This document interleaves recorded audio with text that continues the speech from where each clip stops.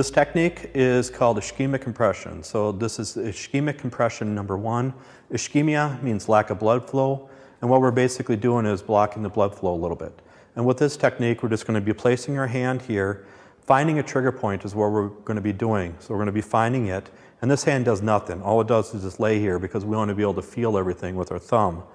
And then, so let's say we found a trigger point, we're going to place our hand here, and we're going to bring it the depth to like a 7 or 8 for discomfort, or even 7 just to be safe. So out of 10, so 10 too much pain.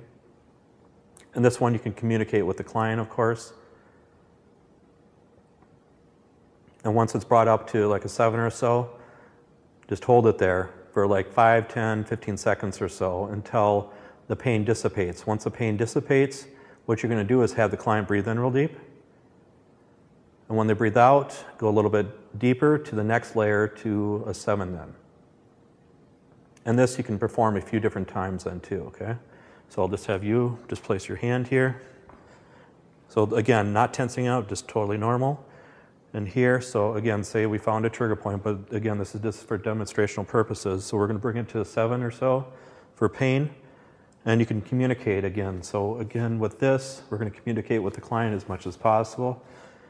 And after a while, the pain's going to dissipate. And what you're going to do is have them breathe in real deep, the client, to tell them to breathe in. And when they breathe out, we're going to bring it to the depth, like 7 or so then.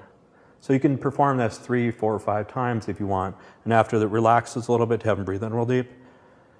And then when they breathe out, that's when you go a little bit deeper for pressure. And everybody's depth of pressure is going to be different. Sometimes hardly any pressure, that's going to bring it to a 7. Otherwise, some people, you're going to have to even use your elbow sometimes for pressure then. So again, this is ischemic compression number 1 for the technique.